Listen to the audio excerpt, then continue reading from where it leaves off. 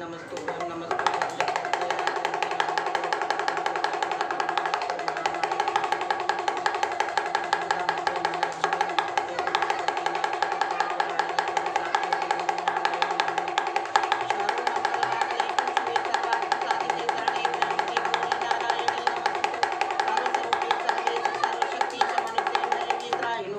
दुर्गे देवी नमस्तुते दुर्गे देवी नमस्तुते दुर्गे देवी नमस्तुते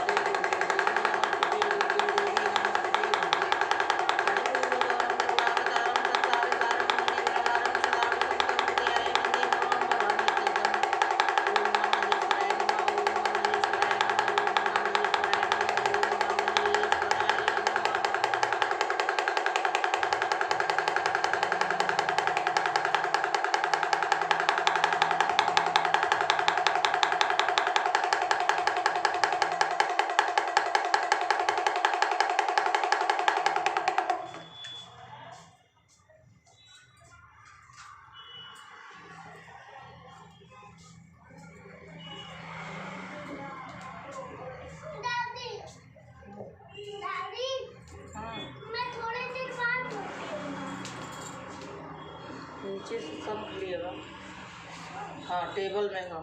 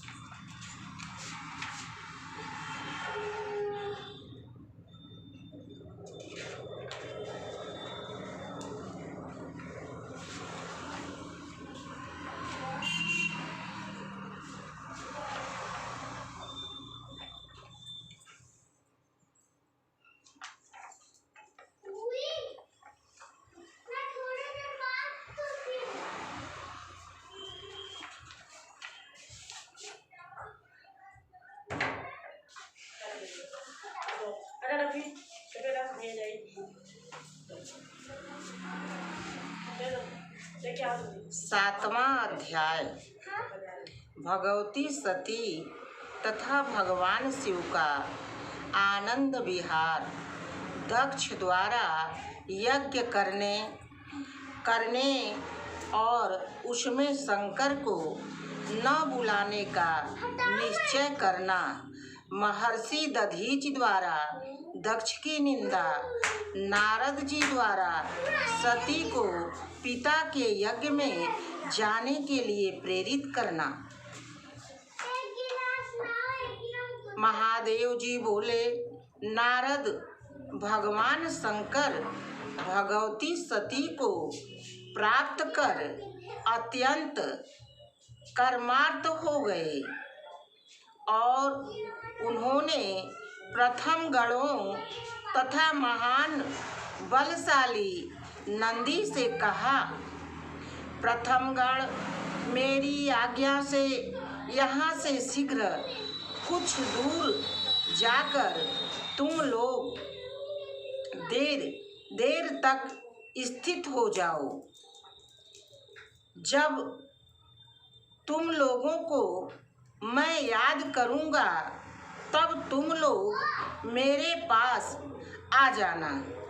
मेरी आज्ञा के बिना कोई भी यहाँ कदापि नहीं आएगा।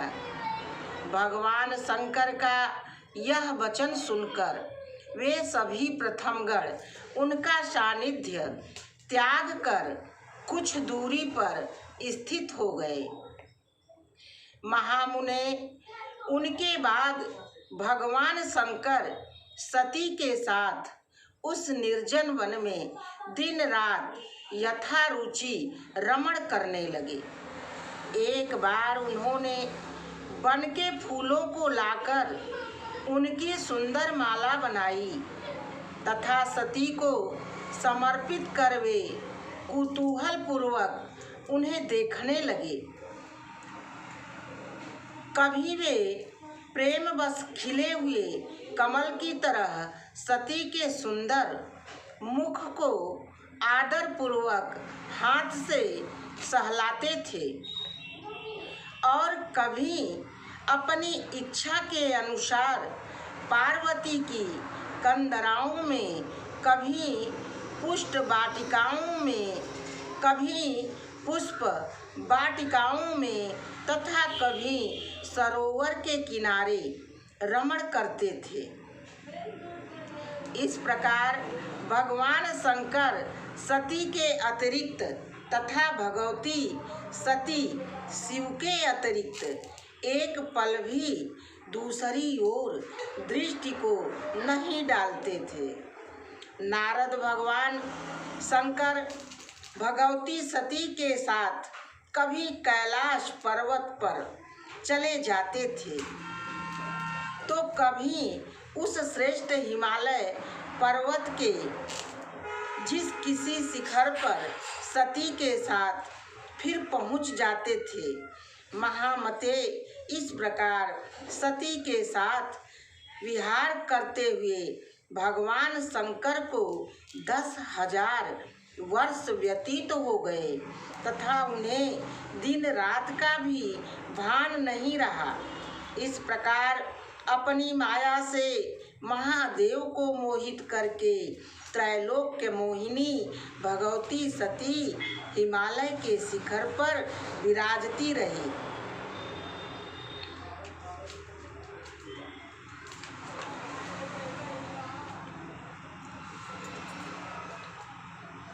मेनका भगवती सती के पास नित्य जाकर उचित समय जानकर भक्ति पूर्वक निरंतर उन्हें पुत्री रूप में पाने की प्रार्थना करती थी।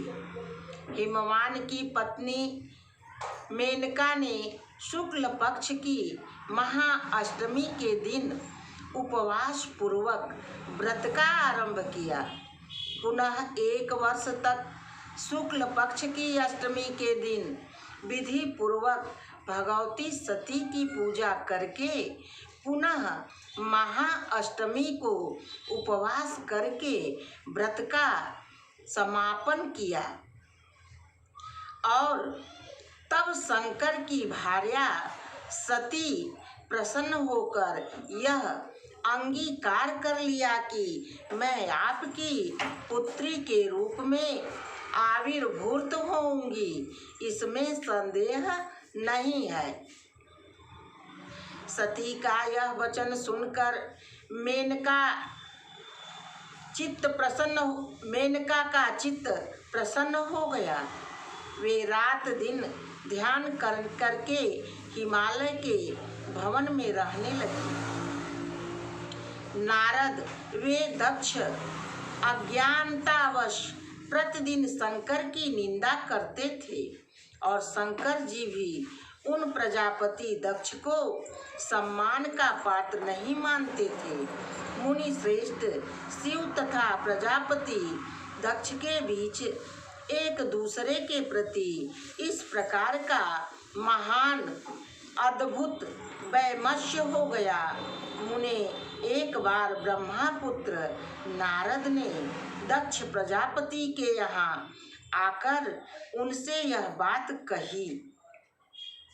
प्रजापति, आप जिन महेश्वरी की प्रतिदिन निंदा करते हैं वे उससे कुपित होकर जो करना चाहती हैं उसे आप सुन लीजिए। वे शिव अपने भूतगणों के साथ आपके नगर में आकर भस्म तथा हड्डियों की वर्षा करके निश्चय ही कुल सहित आपका नाश कर देंगे। आपसे स्नेह के कारण ही मैं आपसे यह बताया है, इसे आप कभी प्रकाशित न करें। अब आप अपने विद्वान मंत्रियों के साथ इसके उपाय के लिए विचार विमर्श विमर्श कीजिए। ऐसा कहकर वे नारद आकाश मार्ग से अपने स्थान को चले गए। इधर दक्ष प्रजापति ने सभी मंत्रियों को बुलाकर यह कहा, मंत्रीगण, आप लोग तो सदा से मेरा हित करने वाले रहे हैं, किंतु मेरे शत्रु के क्रियाकलाप का सती ने ध्यान नहीं रखा। महर्षि नारद ने मेरे पास आकर ऐसा कहा है, शिव अपने समस्त भूतादिगणों के साथ मेरे पुर में आकर भस्म, हड्डी और रक्त की वृष्टि करेगा, इसमें संदेह नहीं है। तो फिर इस संबंध में मुझे इस समय जो करना हो उसे आप लोग बतलाइए। महामुने दक्ष की यह बात सुनकर वे सभी मंत्री भय से व्याकुल हो उठे और उनसे यह वचन कहने लगे। मंत्रियों ने कहा, देवादिदेव शिव ऐसा क्यों करेंगे? हम लोग उनकी इस अनीति का कारण नहीं समझ पा रहे हैं। आप तो बुद्धिमानों में श्रेष्ठ तथा सभी शास्त्रों के ज्ञाता हैं। आप यथोचित आज्ञा दीजिए, इसके बाद हम लोगों के द्वारा कल्याणकारी साधना अनुष्ठान किए जाएंगे। दक्ष बोले, शमशान में निवास करने वाले तथा भूत गणों के अधिपति शिव को छोड़कर अन्य सभी देवताओं को बुलाकर मैं यज्ञ का आयोजन करूंगा और समस्त विघ्नों का नाश करने वाले यज्ञेश्वर भगवान विष्णु को यज्ञ का संरक्षक बनाकर मैं यत्न पूर्वक यज्ञ संपन्न करूंगा। इस प्रकार पूर्ण यज्ञ का आरंभ हो जाने पर भूपति शिव मेरे पूर्ण कर्मयुक्त नगर में कैसे आ पाएंगे? श्री महादेव जी बोले, नारद, तब दक्ष प्रजापति के ऐसा कहने पर भय के कारण उन मंत्रियों ने दक्ष प्रजापति से कहा, महाराज, यह ठीक नहीं है। तत्पश्चात क्षीर सागर के तट पर पहुंचकर दक्ष प्रजापति ने भगवान विष्णु से यज्ञ की रक्षा के लिए प्रार्थना की। तब परम पुरुष भगवान विष्णु प्रसन्न होकर यज्ञ की रक्षा करने के लिए उन दक्ष के पुर में स्वयं पहुंच गए।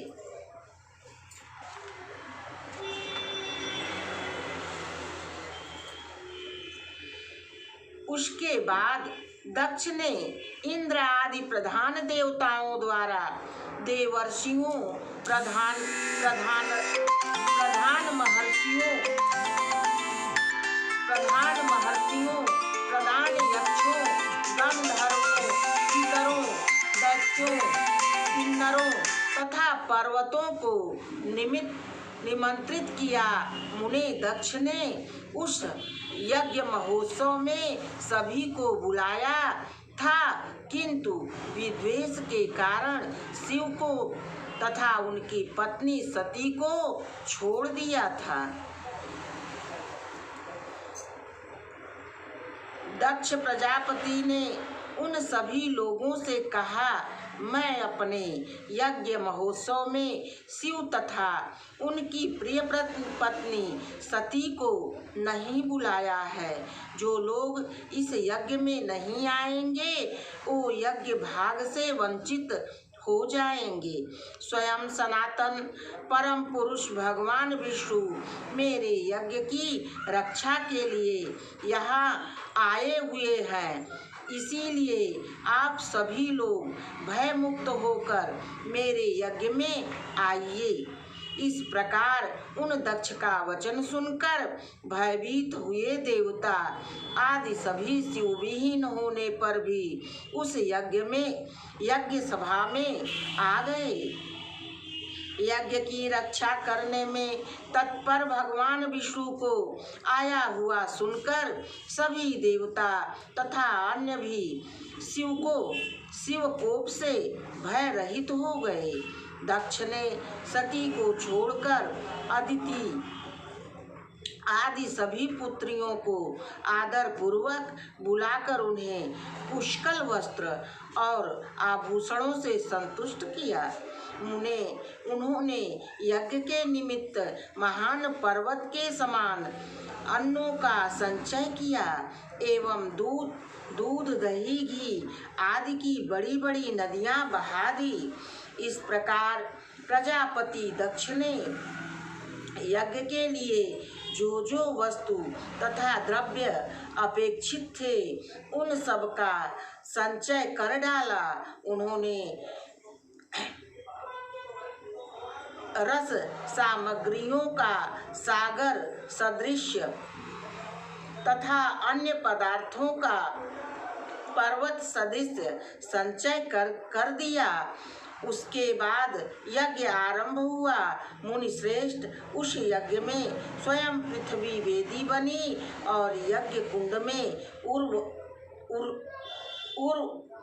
उर्वश तथा निर्मल शिखा वाले धूमरहित अग्निदेव स्वयं प्रज्वलित हुए। जो लोग उस यज्ञ में वेद पाठ के लिए नियुक्त किए गए थे वे सब के सब आसन पर विराजमान हो गए।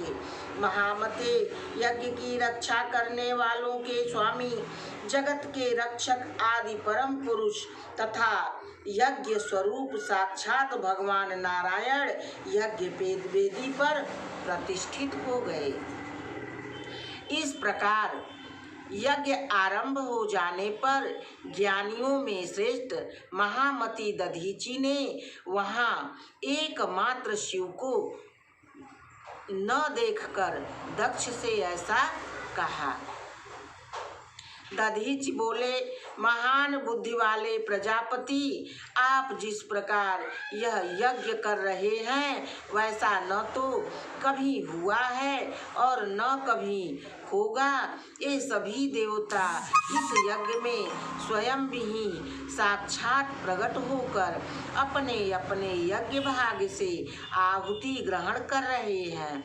इस यज्ञ में सभी प्राणी तो आए हुए दिखाई दे रहे हैं, किंतु देवताओं के अधिपति शंभु क्यों नहीं दिख रहे हैं। दक्ष बोले, मुनि श्रेष्ठ, मैंने उन महेश्वर को इस यज्ञ में नहीं बुलाया था, अतः वे इस पूर्ण यज्ञ में नहीं दिखाई दे रहे हैं।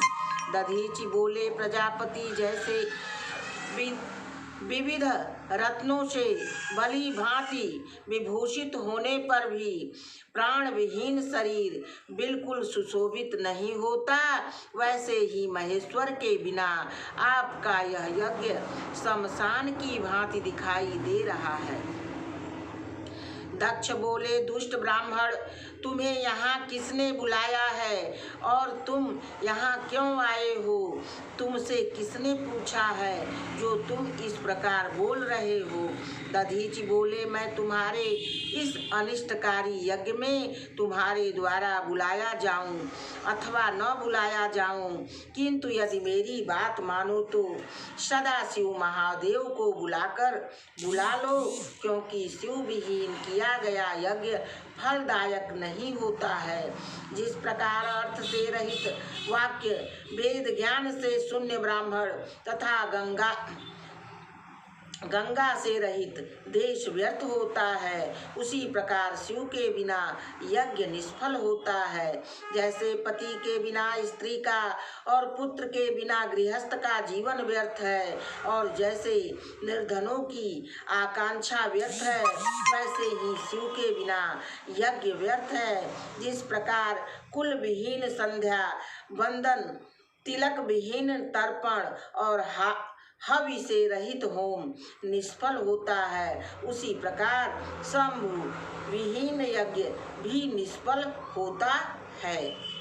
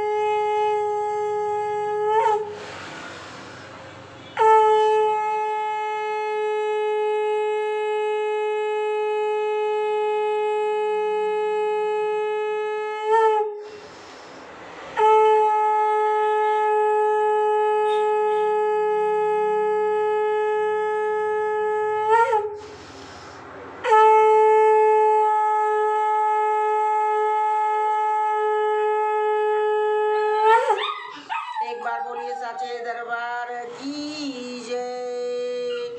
देवी भागवत पुराण की